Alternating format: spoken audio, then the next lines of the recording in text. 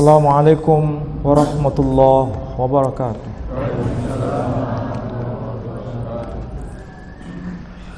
Alhamdulillah Rabbil Alamin. Alhamdulillahilladzi arsala rasulahu bil huda wa dinil haqq liyudhhirahu 'alad dini kullih wa kafaa billahi shahida.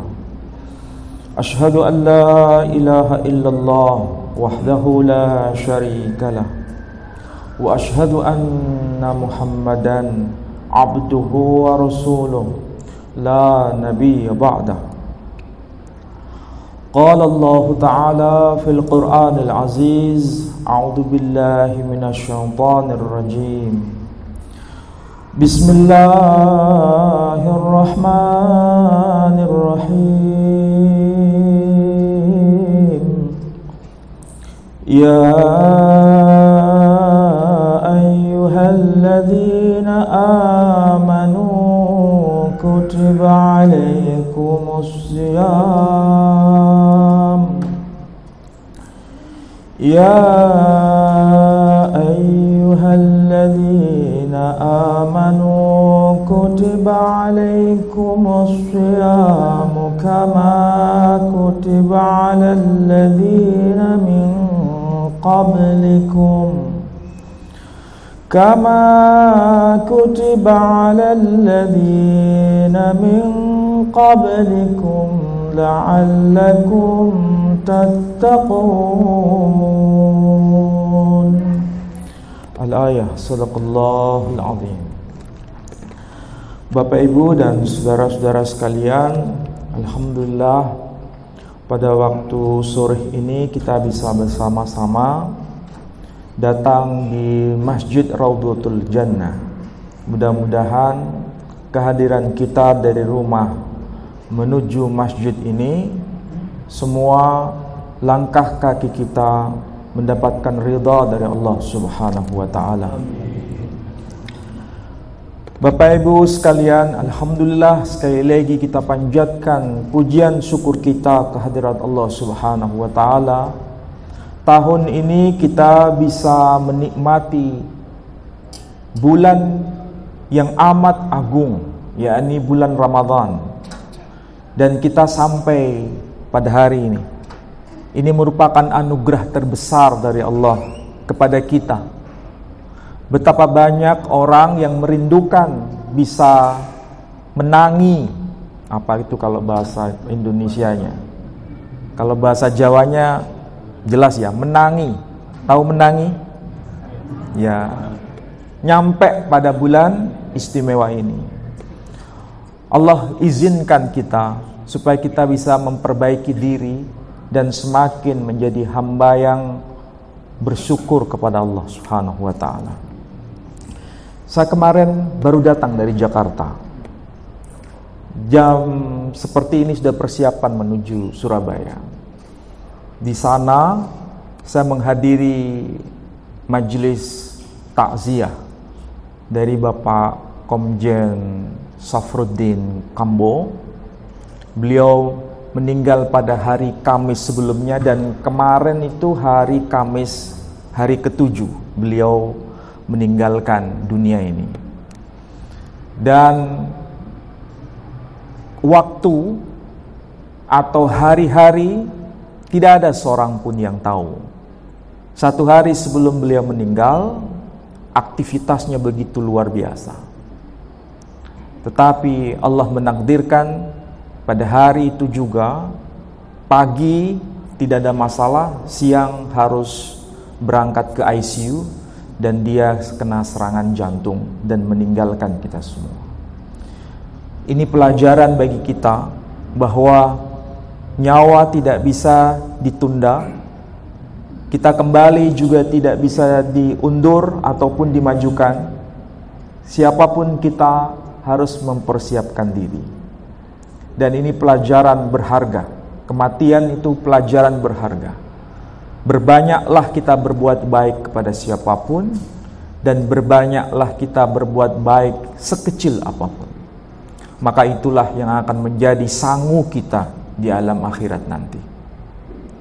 Bapak Ibu sekalian yang saya hormati, Allah menghadirkan salah satu syariat yang paling universal, salah satu syariat yang menjadi pemandu bagi semua ummah semenjak zaman Adam sampai zaman kerasulan Nabi kita Muhammad sallallahu alaihi wasallam. Puasa itu menjadi kunci. Jadi puasa itu menjadi kunci. Dan kita tahu syariah yang berkaitan dengan puasa ini itu bukan ibadah biasa, tapi ini ibadah yang sangat rahasia. Kenapa saya sebut sebagai ibadah yang sangat rahasia? Karena ibadah ini yang tahu hanya kita dan Allah Subhanahu wa taala. Orang yang dekat dengan kita, siapapun itu, suami kita, istri kita, anak kita, siapapun yang ada di sekitar kita, tidak ada yang tahu apakah kita sedang berpuasa atau berpura-pura puasa. Tidak ada seorang pun yang tahu. Yang hanya tahu hanya kita pribadi dan Allah Azza wa Jalla. Kalau ibadah-ibadah lain, ada yang tahu. Salat, ada yang tahu. Zakat, ada yang tahu. Puasa, ada yang tahu. Tapi siam atau puasa, tidak ada seorang pun yang tahu. Itulah sebabnya yang berhak mengganjar ibadah istimewa ini hanya Allah dan tidak diberikan berapa jumlahnya. Kalau salat berjamaah diberikan panduan. Berapa jumlah pahalanya? 27 derajat. Tapi puasa berapa jumlahnya? Tidak ditentukan dan dirahasiakan. Karena hanya Allah yang bisa tahu hakikat puasa yang kita lakukan. Makanya ini mumpung hari pertama kita berpuasa. Dan alhamdulillah tahun ini kita serempak berpuasa. Dan itu kebahagiaan bagi saya. Kalau seandainya puasa selisih 1 hari, itu membuat saya sedih sebetulnya. Tapi kalau puasa sudah bareng, itu syukur alhamdulillah. Karena apa? Semua bisa bersama-sama. Kita bisa menikmati bersama. Bapak Ibu sekalian yang saya hormati, Al-Quranul Karim memberikan panduan kepada kita. Apa tujuan utama dari ibadah rahasia ini? Dan ayat itu sudah saya bacakan di awal tausiah saya tadi. Kalau diterjemahkan ayat itu secara harfiah, Bismillahirrahmanirrahim. Ya ayyuhalladzina amanu. Kata kunci yang Allah letakkan di ayat ini sebagai sebuah perintah. Ini bukan perintah yang sifatnya biasa, tapi ini perintah yang sifatnya penuh keagungan. Karena yang dipanggil itu bukan manusia biasa, tapi yang dipanggil adalah manusia yang luar biasa. Siapa manusia yang luar biasa itu? Ya ayyuhalladzina amanu. Orang-orang yang beriman. Jadi hanya orang yang beriman yang dipanggil. Bukan ya ayyuhan nas.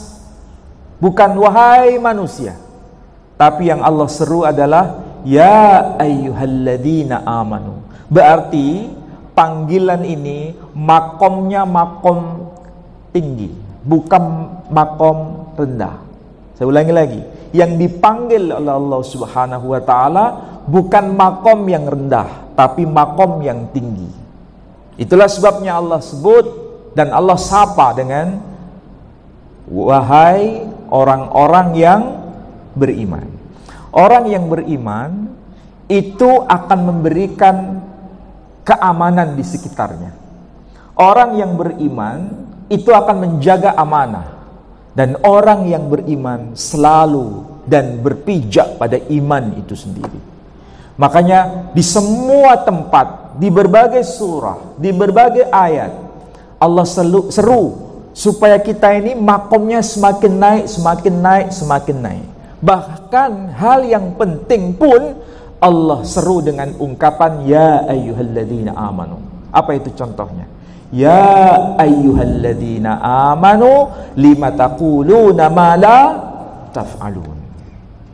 Kenapa Allah sampai berkata begitu? Supaya antara lisan kita dengan tindakan itu seiring sejalan.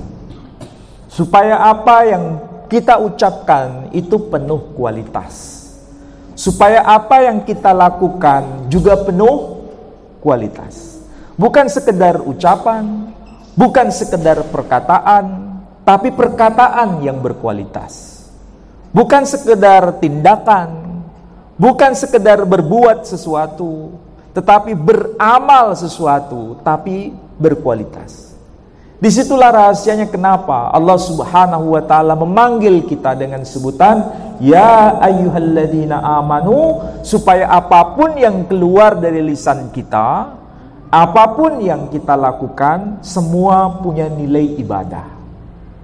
Nah, sekali lagi Bapak Ibu sekalian, ibadah itu gampang sebetulnya. Kenapa saya sebut gampang? Karena apapun yang kita ucapkan, apapun yang kita lakukan, itu semua punya nilai ibadah. Apalagi berkaitan dengan puasa ini. Kalau sudah berkaitan dengan puasa, lisan kita, tindakan kita semua terjaga. Betul enggak? Nah, itulah sebabnya Allah berkata apa? Ya ayyuhalladzina amanu. Wahai orang-orang yang beriman. Allah menyeru apa? Kutiba alaikumussyam. Diwajibkan bagi kalian untuk siam. Apa itu siam? Ya, kita pasti tahu apa itu siam. Tapi betulkah siam kita, betulkah puasa kita itu punya nilai ibadah? Betulkah siam kita, betulkah puasa kita itu betul-betul berkualitas? Bukan sekedar ibadah, tapi ibadah yang berkualitas. Dan ini sekali lagi mudah. Kenapa saya sebut mudah? Karena tergantung dari niat. Kalau niatnya tidak benar, maka jam-jam seperti ini bukber itu penuh. Tahu bukber? Iya kan? Apakah itu bukti bahwa dia berpuasa? Apakah itu menjadi bukti bahwa orang itu sedang menjalankan puasa? Belum tentu. Maka jangan melihat sesuatu dari sesuatu yang sifatnya luaran. Bukan berarti saya melarang untuk pergi ke sono, bukan. Tapi itu bukan tanda bahwa itu sedang berpuasa. Ada yang datang ke sana sambil menunggu beduk maghrib, padahal dia nggak puasa. Tapi saya jamin, fa insyaallah yang hadir di sini semuanya berpuasa. Tidak ada yang pura-pura puasa. Yang tahu siapa? Bukan saya. Yang tahu hanya Allah Subhanahu wa ta'ala dan panjenengan pribadi. Nah, ayat ini mengatakan, ya ayyuhalladzina amanu kutiba alaikumussyam. Wahai orang-orang yang beriman, diwajibkan bagi kalian berpuasa. Ini sekedar perintah, tetapi perintah ini ada semacam bahan renungan bagi mereka yang berpuasa. Kenapa? Kama kutiba alal ladzina min qablikum. Sebagaimana puasa ini juga telah diwajibkan bagi orang-orang sebelum kalian.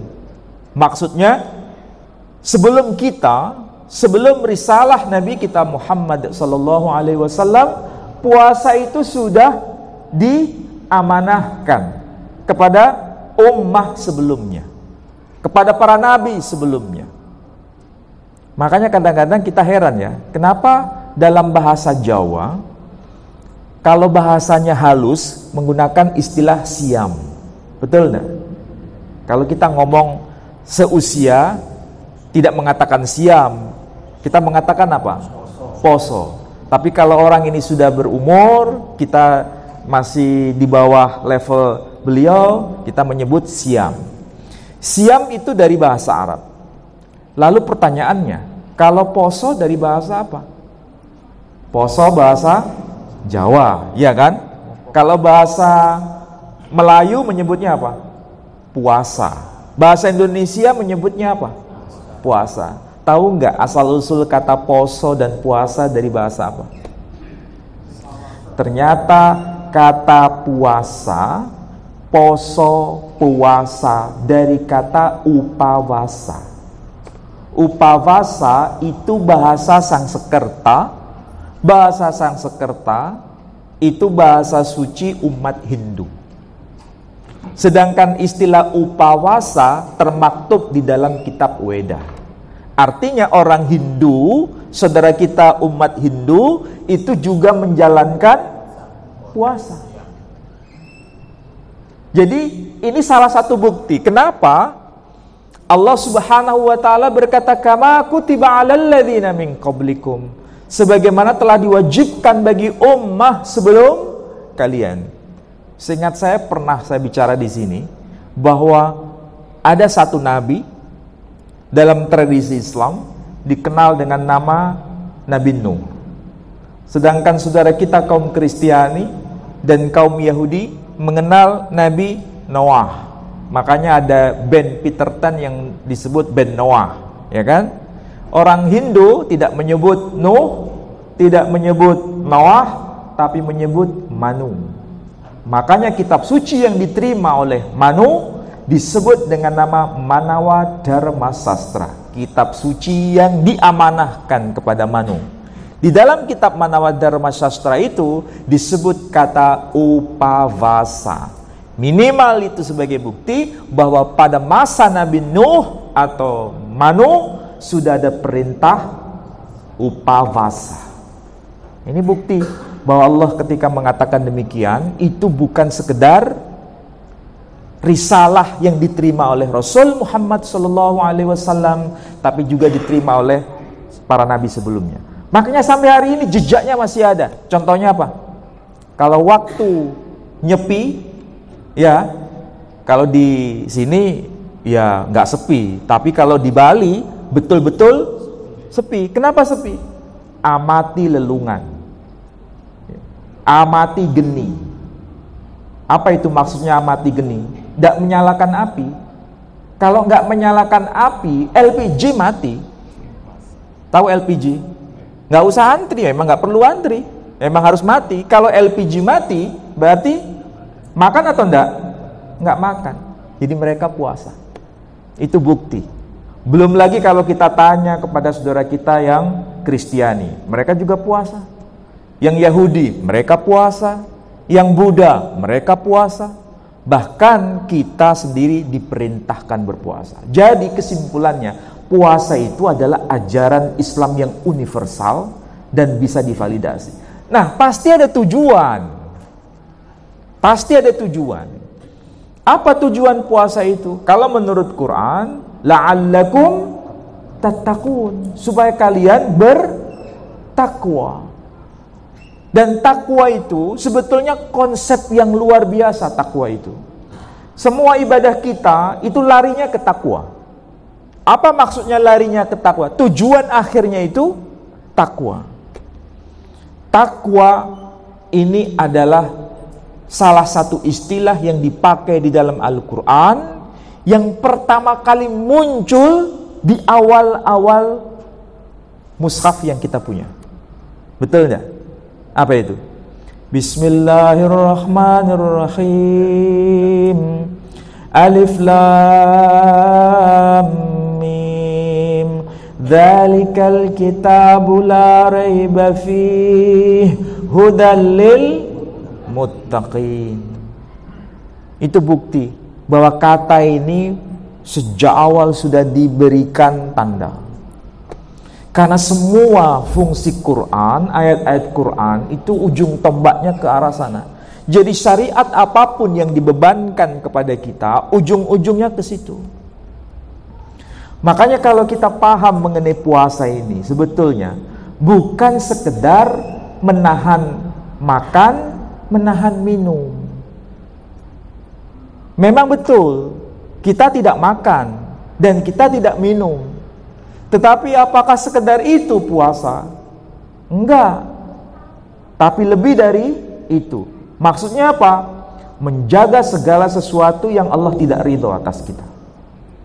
Pertanyaannya sekarang, mumpung ini hari pertama, supaya kualitas puasa kita ini nanti betul-betul membuat kita itu bahagia.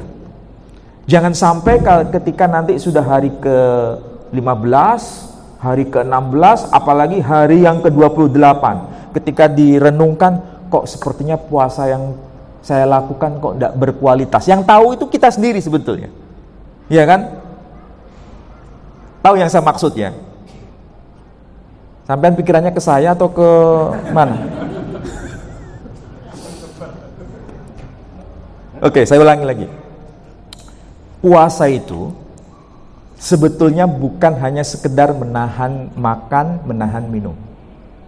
Makan dan minum yang kita konsumsi itu semuanya halal. Halal.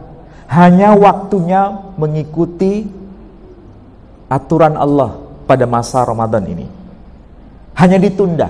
Berarti kita dilatih apa? Kesabaran. Kalau dalam hal yang halal, kita sabar untuk menikmati. Yang halal, saya mengatakan yang halal. Yang halal saja kita dilatih untuk sabar sebelum waktunya.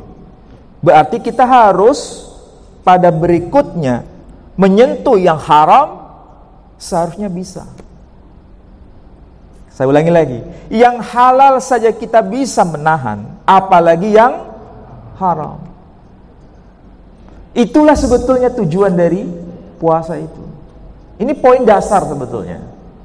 Jadi kita dilatih untuk bersabar, dilatih untuk menahan diri. Makan saja kita diperintahkan agar tidak terlalu berlebihan. Supaya apa? Menahan. Karena kalau kita makan, apalagi makan di bulan kayak begini, semua meja itu penuh dari ujung sana sampai ujung sini. Ada nggak yang begitu? Siapa? Oh, Kak ngaku. Perhatikan itu. Mudah-mudahan bukan kita ya. Mudah-mudahan bukan kita. Tapi perhatikan. Banyak sebagian di antara kita, saudara-saudara kita, kalau sudah bulan puasa, apapun tersedia di sekitar meja itu. Tapi ketika mau dinikmati, apakah semua masuk itu? Enggak. Berarti apa? Nafsu itu besar. Makanya Allah melatih kita dengan menahan. Dan menahan itu semua tergantung dari diri kita sendiri. Sebetulnya bisa itu untuk tidak serakah terhadap apa yang ada di depan kita. Kalau dalam hal makanan saja kita tidak boleh israf, tidak boleh berlebihan. Makanya Allah memerintahkan melalui lisan Nabi kita Muhammad SAW, beliau berhenti makan sebelum kenyang. Ini bukti bahwa beliau berhasil menahan sesuatu yang sifatnya nafsu. Dan kita diperintahkan untuk ittiba dengan itu. Nah, makan dan minum itu halal. Sudah tahu kita itu halal, yang ada di depan kita halal. Tapi kita tidak sentuh semuanya, hanya bagian tertentu. Dan berarti kita sukses untuk menahan itu. Ini baru preambul dalam persoalan puasa. Selanjutnya, menahan dari segala sesuatu yang Allah tidak ridho. Apa itu misalnya? Menahan sesuatu yang Allah tidak ridho. Misalnya apa? Banyak. Apa itu? Marah. Ya kan? Kita maunya marah, tapi kita tahan marah itu. Karena apa? Kita tidak ingin Allah tidak ridho dengan kita. Jadi semua itu dikontrol melalui mekanisme puasa ini. Makanya ini ibadah bersama. Kenapa Allah lakukan pada bulan istimewa dan serentak? Karena kebiasaan kita kalau sendiri-sendiri itu bisa nggak untuk menahan? Susah. Puasa Senin, puasa hari Kamis, itu kan nafsi-nafsi. Sulit atau mudah itu? Sulit. Lebih sulit mana? Puasa Ramadan dengan puasa sunnah? Hah? Lebih sulit mana? Puasa Ramadan dengan puasa Syawal nanti? Hah? Lebih sulit puasa Syawal. Karena apa? Sebagian makan di depan kita, kita menahan. Betul enggak? Jadi fungsi puasa itu menahan sebetulnya. Dan memang arti puasa itu menahan. Tapi bukan sekedar menahan makan dan minum, tapi menahan segala sesuatu yang membuat Allah tidak ridha. Apapun itu. Makanya sekarang mulailah menata puasa ini dengan cara yang benar. Supaya kualitas yang keluar dari lisan kita, yang keluar dari mulut kita, dan yang kita lakukan itu semua atas ridha Allah Subhanahu wa taala. Panjenengan datang ke sini, niatnya apa? Menuntut ilmu. Itu sudah benar, mencari ridhonya Allah. Tapi kalau niatnya ke sini, di benak kita, pikirannya, kalau di Raudatul Jannah mesti panganannya enak-enak. Nah, ini berarti niatnya sudah salah. Niatnya sudah salah. Bukan untuk mencari ridhonya Allah, tapi ridhonya panganan ini. Ada nggak yang punya pikiran begitu? Loh, siapa yang mau? Jadi memang ini beratnya di situ, beratnya ya.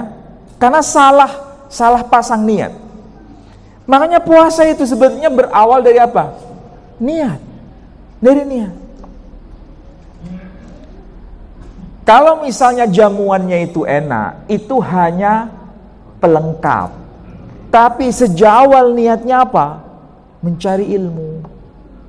Mencari sesuatu yang menyebabkan kita ini makomnya semakin naik. Dan tidak perlu mencari muka orang lain. Tidak perlu mencari ridhonya orang lain. Tidak perlu mencari pujian orang lain. Yang kita cari hanya ridhonya Allah Subhanahu wa ta'ala. Itulah puasa. Maka Bapak Ibu sekalian, puasa kalau dilakukan secara berjamaah itu ada kontrol. Kenapa kontrol? Sebetulnya sudah merasa tidak kuat misalnya, nggak kuat menahan, tapi karena melihat saudara yang lain masih kuat menahan, akhirnya ikut kuat. Jadi Allah itu sangat murah hati kepada kita. Makanya ini dibebankan di bulan yang sama, dilaksanakan secara serentak. Nah, nanti efeknya itu bisa melanjutkan di luar bulan Ramadan. Jadi Ramadan itu bukan Ramadan di bulan Ramadan, tapi Ramadan dilakukan juga di luar Ramadan. Makanya Nabi pernah meminta, seandainya umat Nabi SAW tidak keberatan, ya, semua bulan akan difungsikan sebagai Ramadan. Kira-kira bagaimana itu? Sanggup nggak? Kayaknya kita nggak sanggup itu. Wong kadang-kadang satu bulan Ramadan atau jebol. Tahu jebol? Saat Ramadan satu bulan kadang-kadang jebol. Nah, kalau mengganti di luar bulan Ramadan, itu pun jebol juga. Jadi kadang-kadang manusia itu ada kelemahan dia. Tetapi Allah Subhanahu wa ta'ala tahu siapa yang punya niat yang kukuh, kekeh, siapa yang niatnya hanya niat simbolik. Nah, itu berbeda. Maka jadikanlah puasa kita ini puasa yang berkualitas.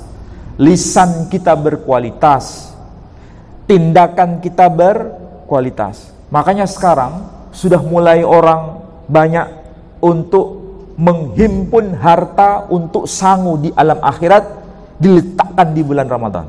Betul enggak? Betul. Itulah harta kita yang sebenarnya. Harta kita yang sebetulnya di situ. Memberi makan orang lain, memberi orang yang tidak punya, memberi orang yang miskin, memberi anak-anak yatim. Fokusnya di bulan Ramadan bukan sekedar mencari pahala lebih banyak, tapi sekaligus kita ingin mencari ridhonya Allah Subhanahu wa ta'ala. Nah, dari situlah kita mulai disadarkan bahwa puasa ini memang punya nilai. Jangan sampai puasa ini tidak menciptakan apa yang disebut kesalehan. Kita digodok di bulan ini supaya menjadi saleh. Karena kesalehan itulah sebetulnya ekuivalen dengan muttaqin, orang yang bertakwa. Nah, kesalehan itu jangan dilihat dari kesalehan hanya spiritual. Kesalehan itu bukan sekedar kesalehan individual. Kesalehan itu juga sifatnya kesalehan sosial atau kesalehan komunal. Saya ulangi lagi. Kesalehan itu bukan hanya kesalehan untuk pribadi. Kesalehan itu bukan sekedar untuk kesalehan individual. Kesalehan itu bukan sekedar kesalehan spiritual, tapi juga kesalehan adalah kesalehan sosial atau kesalehan komunal. Kalau kita lihat, puasa itu punya nggak dimensi sosial? Ya, puasa itu punya dimensi sosial. Bukan sekedar kita berpuasa menahan makan dan minum, tapi kita empati terhadap orang yang tidak bisa makan dan tidak bisa minum. Betapa banyak orang di sekitar kita yang tidak bisa makan dan minum karena begitu beban beratnya hidup. Apalagi sekarang pengangguran sudah mulai banyak, PHK semakin banyak. Tekstil yang terbesar itu apa sekarang? Udah gulung tikar kan? Sritek, ya, Sritek. Berapa ribu itu yang harus dipulangkan? Bayangkan tuh, 1 orang, 2 orang, 3, ini bukan puluhan, ribuan. Terus mereka mau makan apa? Pekerjaan yang tersedia apa? Di sekitar kita itu bingung. Makanya kadang tadi saya lihat, yang jualan dengan yang beli, banyak yang jualan. Sekarang, betul nggak? Karena apa? Begitu susah hidup ini sekarang. Makanya kadang-kadang saya berpikir juga, ada apa itu istilahnya? Apa itu? Kabur saja, apa itu istilahnya? Kabur saja. Karena itu menjadi berita hangat kan hari-hari begini. Karena memang ini kendala besar bagi kita sekarang. Bisakah kita punya empati dengan orang-orang seperti itu? Makan saja sulit, apalagi pekerjaan. Sudahkah kita empati, punya empati? Dari situlah kita diajarkan untuk memanusiakan manusia itu. Merasa bahwa penderitaan mereka itu penderitaan kita. Tapi selama ini kita merasa bahagia di atas penderitaan orang lain. Makanya sampai kadang-kadang gak masuk akal di akal saya itu. Apa yang mereka cari? Sampai bisa apapun bisa disulap. Pertalite disulap jadi Pertamak. Pertamak disulap jadi apa itu? Coba bayangkan. Orang itu mencari apa sih sebetulnya hidup ini? Mungkin dia bangga dengan prestasi yang dia lakukan. Orangnya kelihatan pinter-pinter itu. Pinter-pinter, coba lihat wajahnya itu. Pinter-pinter, tapi sekaligus minteri juga. Makanya akhlak itu di atas ilmu. Bukan ilmu di atas akhlak. Akhlak itu lebih tinggi dari ilmu. Karena kalau kita tidak punya akhlak, ilmu itu akan menjerumuskan kita pada dosa. Karena apa? Ilmu dimanipulasi. Makanya ada rekayasa, ya kan? Rekayasa, misalnya menanam sesuatu itu bagus, ya kan? Ada bijinya. Tapi kalau sudah direkayasa bijinya hilang, kira-kira itu bagus atau tidak untuk kesehatan kita? Itu pakai ilmu enggak? Iya, tapi ilmu yang dimanipulasi, ilmu yang disabotase. Itu bahayanya ilmu kalau tanpa ada kontrol akhlak. Makanya Nabi SAW membawa risalah ini, ujung tombaknya itu akhirnya pada akhlak. Bagaimana kita berakhlak kepada Allah, bagaimana kita berakhlak kepada sesama, bagaimana kita berakhlak kepada alam. 3 poin ini. Berakhlak kepada Allah, ya sholat itu. Berakhlak kepada Allah.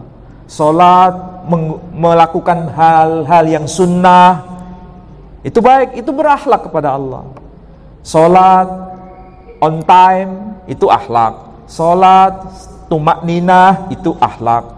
Berakhlak kepada Allah. Tapi ada juga, kalau kita berakhlak kepada Allah, jangan sampai kita merasa paling baik. Kalau sudah merasa paling baik, berarti kita merendahkan yang lain. Dan itu tidak berkenan di hadapan Allah.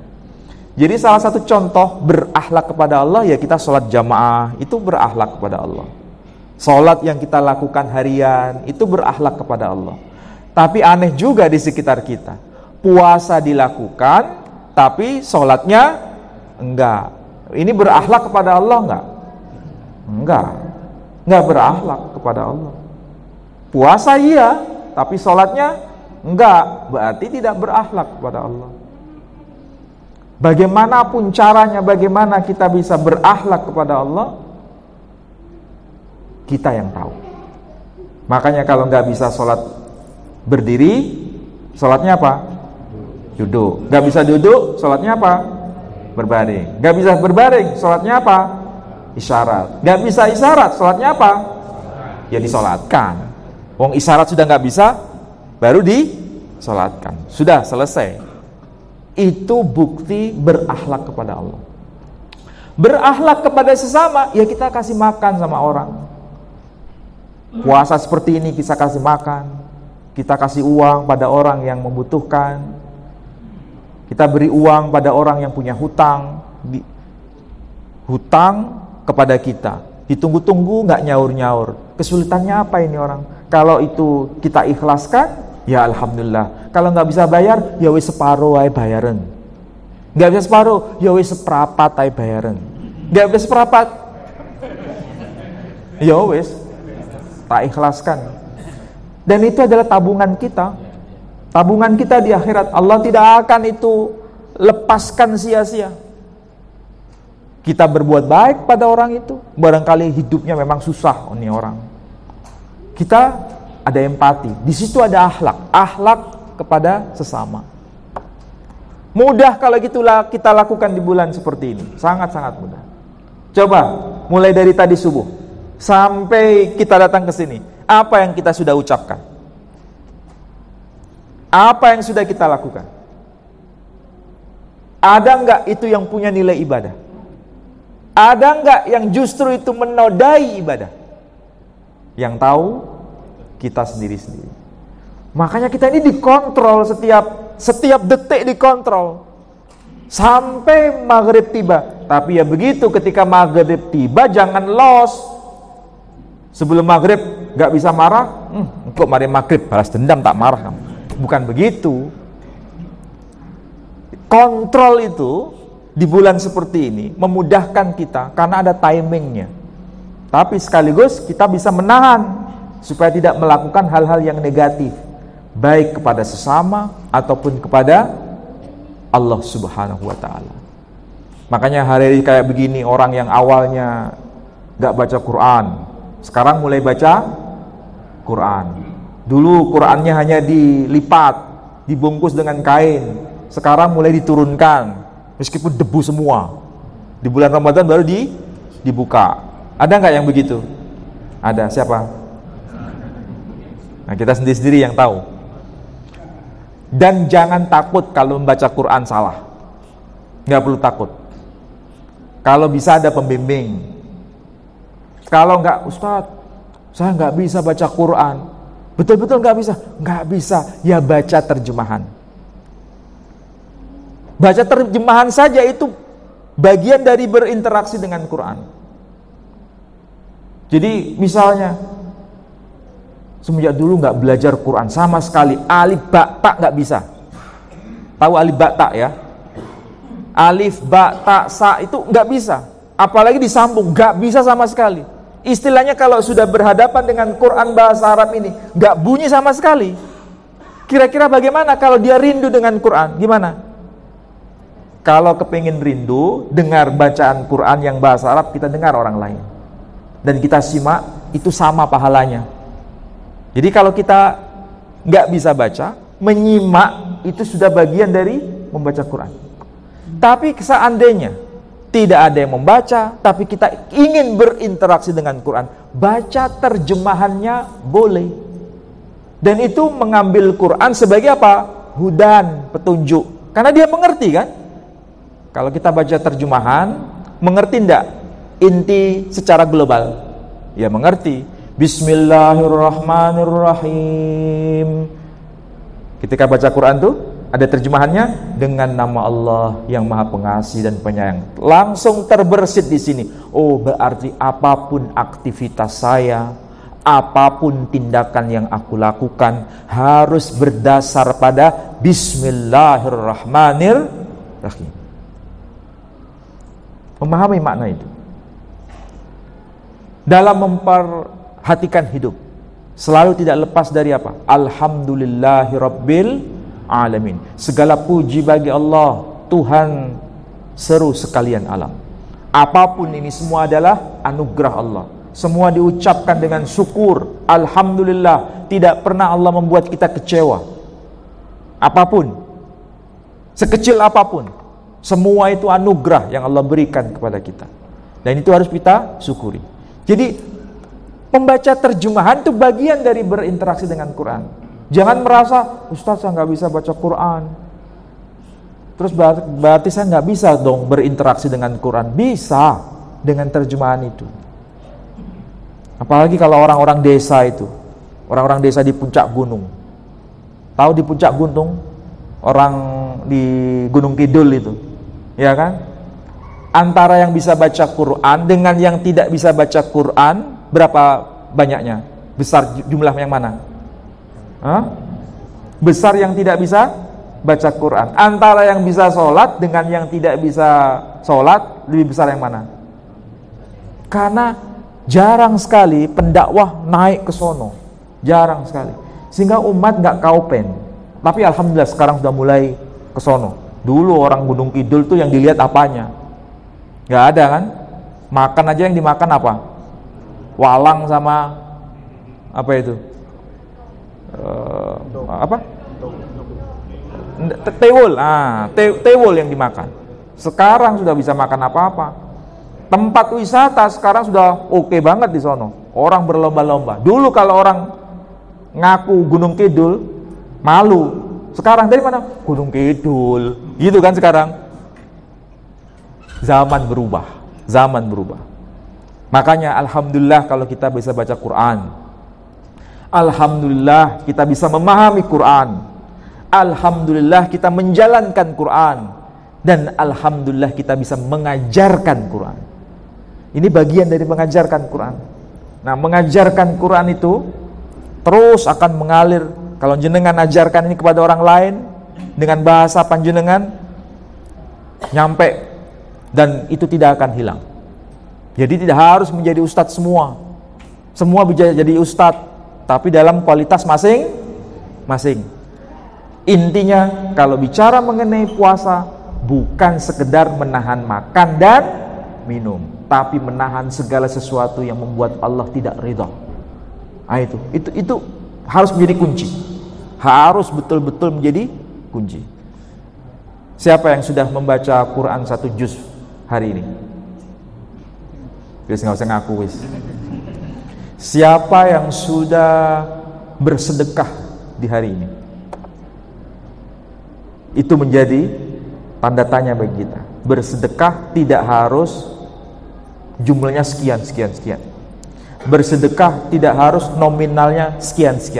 Yang tahu kita sendiri. Yang tahu kita sendiri dan Allah Azza wa Jalla. Kalau bisa ini supaya menghindari dari sabotase hal-hal yang negatif. Lakukan segala sesuatu di bulan kayak begini penuh dengan rahasia. Itu akan menyelamatkan kita. Karena kebanyakan kalau kita sudah lakukan secara terbuka, itu kadang-kadang ada jaga itu. Maka kalau bisa tangan kanan melakukan apa, tangan kiri tidak tahu. Kalau bisa, karena menjaga itu. Makanya ulama-ulama kita terdahulu itu melakukan hal yang sifatnya sosial, itu kebanyakan menghindar dalam arti tangan kanan melakukan sesuatu, tangan kiri nggak sampai tahu. Itu akan menjadikan makom kita itu akan semakin naik. Bukan berarti kalau menyumbang sekian tidak boleh diumumkan, ya boleh-boleh saja, itu pilihan. Tapi bagaimana menjaga itu, nah tidak semua orang kadarnya sama. Tapi supaya kalau latihan ini sukses, latihan kalau sudah oke nggak ada masalah. Kalau latihan ini baru preambul, lebih baik sir. Apa itu sir? Rahasia. Dari situlah kita akan bisa menikmati hidangan Allah Subhanahu wa taala. Melakukan aktivitas apapun di bulan Ramadan punya nilai ibadah sebagai kunci untuk kita. Hanya 2 pesan saya. 1, puasa itu ibadah rahasia. Tidak ada seorang pun yang tahu apa yang kita lakukan kecuali hanya Allah. Dan betul-betul ibadah rahasia ini. Saking rahasianya, Allah tidak menampakkan berapa jumlah pahala yang kita raih. Nggak ada yang tahu. Maka lakukan ibadah rahasia ini sebaik-baiknya. Poin yang kedua, jangan nodai puasa kita dengan hal-hal yang tidak penting. Saya ulangi lagi.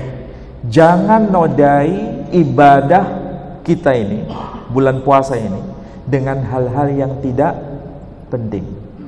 Apa itu yang tidak penting? Yang tahu kita sendiri. Halal, tetapi kalau tidak penting, itu nggak ada guna. Dan tidak perlu saya kasih contoh. Kalau kasih contoh, nanti bahaya. Jenengan sendiri yang tahu. Intinya, lakukan segala sesuatu itu dengan optimal dan punya nilai ibadah. Jangan sampai sia-sia. Makanya kemarin waktu saya ceramah di sini, masih ingat jenengan ketika bicara soal parkir, ya kan? Kalau orang itu niatnya parkir, maka yang didapatkan kendaraan aman. Hanya sekedar itu. Tapi kalau niatnya sedekah, maka kendaraan kita aman, tetapi punya nilai lebih. Lebihnya apa? Pahala akhirat. Berbuat baik kepada orang. Nilainya lebih. Parkir, uang keluar, sedekah, uang keluar. Kan sama-sama keluar. Mending dinaikkan levelnya menjadi sedekah. Tidak diniatkan parkir. Itulah seharusnya yang harus kita tata. Maka jangan sampai disabotase dengan hal-hal yang negatif. Jangan sampai nilai ibadah kita berkurang. Maka lakukan yang sebaik-baiknya.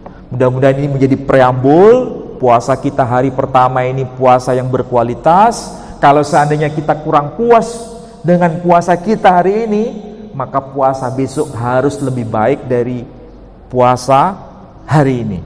Yang tahu ukurannya kita. Makanya muhasabah itu penting. Kayak begini ini muhasabah.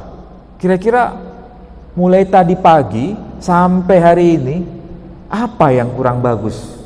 Apa yang kurang berkenan? Berarti yang harus saya perbaiki besok apanya? Nah, itu dihitung-hitung. Sampai puasa kita naik. Jangan stagnan selama 30 hari. Apalagi sampai turun. Apalagi kalau sudah taraweh di hari-hari terakhir. Kira-kira maju atau mundur? Hah? Kalau di sini hari-hari terakhir itu tarawehnya maju atau mundur? Yang bagus tuh maju kualitasnya. Kalau softnya yang maju, nah ini masalah berarti ada sesuatu yang, kecuali kalau misalnya yang maju itu pulang kampung, lain lagi, ingin ketemu keluarga. Tapi kalau yang maju gara-gara di sini berkurang, tapi di mall semakin banyak, nah ini berarti dia nggak ngerti apa itu puasa yang berkualitas. Makanya yang penting bagaimana niatnya yang benar. tata niat dengan cara yang baik. Baik, terima kasih. Kalau ada yang mau tanya, silakan sambil diskusi.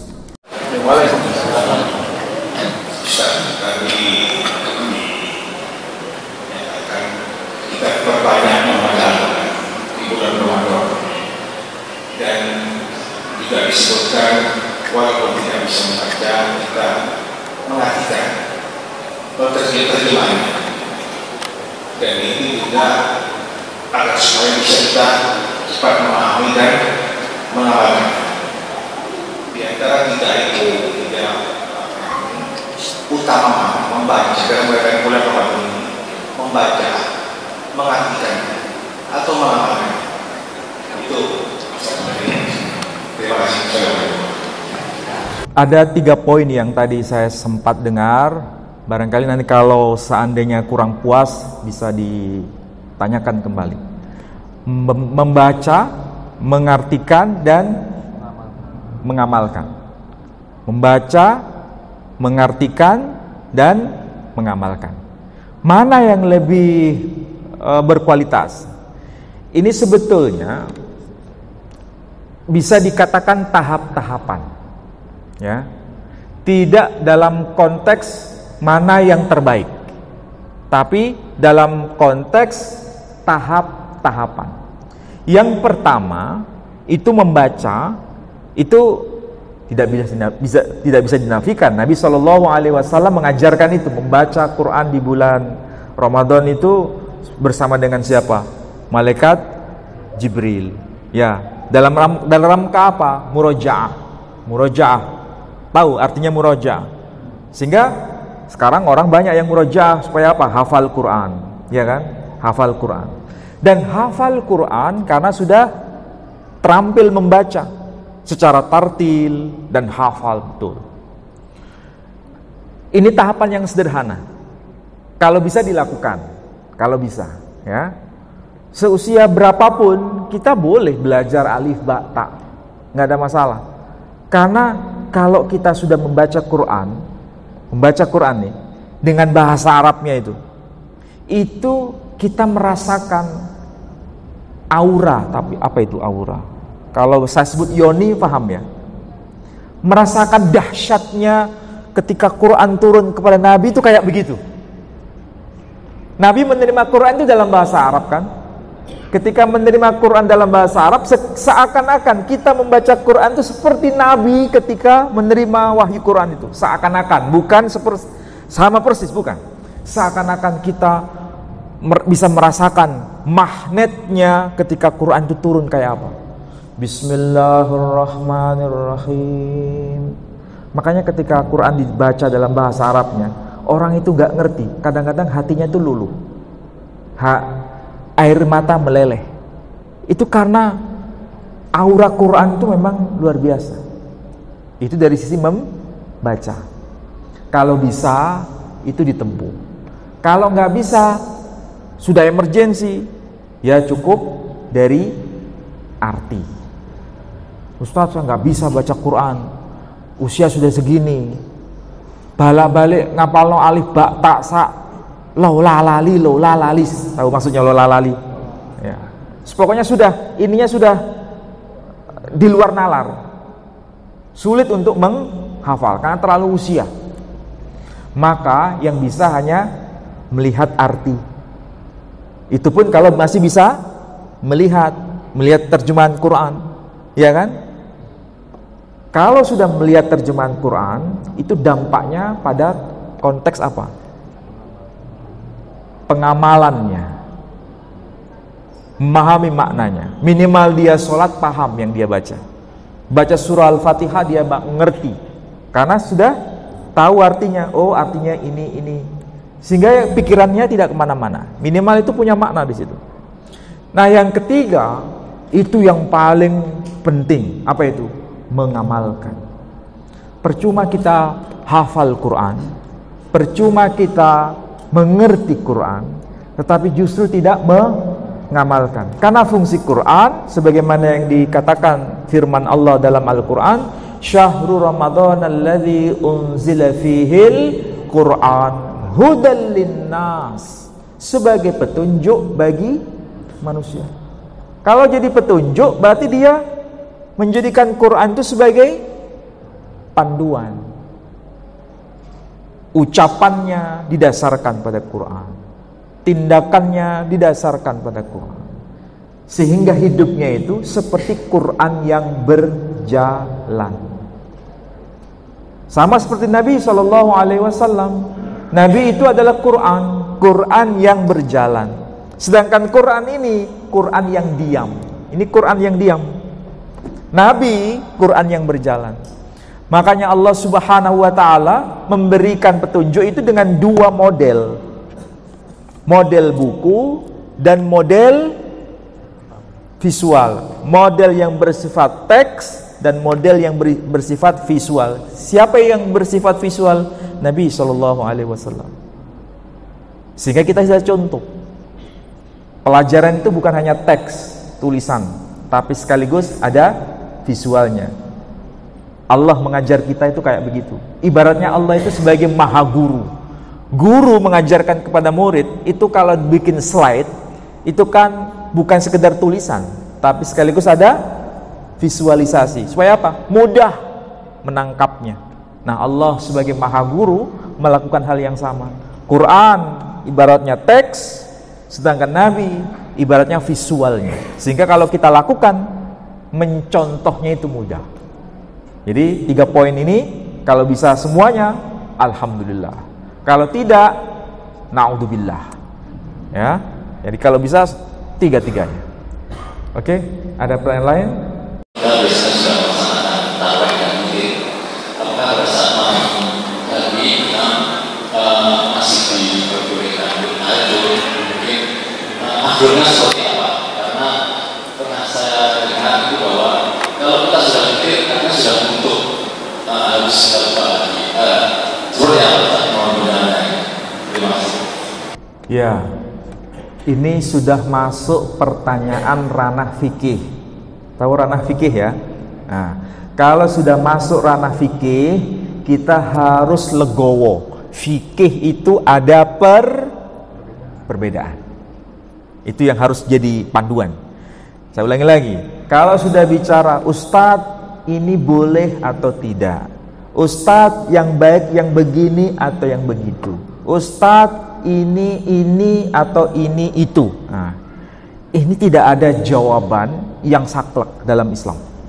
Karena apa? Para ulama berbeda pendapat.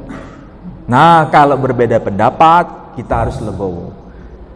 Persoalannya itu membuat kita menjadi beban atau tidak, itu saja prinsipnya. Contoh yang beliau tanyakan itu menarik, karena ini biasanya terjadi di bulan Ramadan. Kita bisa sholat tarawih, alhamdulillah. Biasanya kalau sudah sholat tarawih, ya ditutup dengan witir. Itu biasanya umum. Oke? Kemudian di antara kita itu masih ada keinginan untuk sholat lagi di malam hari. Kira-kira boleh atau tidak ya? Nah, ini ulama berbeda pendapat. Ada yang membolehkan, ya. Kalau membolehkan berarti tadi nggak usah sholat witir, atau boleh sholat witir tadi. Nah, di sini terjadi ikhtilaf. Jadi kalau sampai jenengan misal, atau kita sudah sholat witir, kemudian malam hari sholat lagi, boleh atau tidak? Ada yang boleh, ada yang tidak boleh. Sama milih yang mana? Wis pilih dewe. Jangan tanya ke saya nanti. Nanti saya harus berpihak. Padahal ini ikhtilaf. Silakan mau sholat lagi.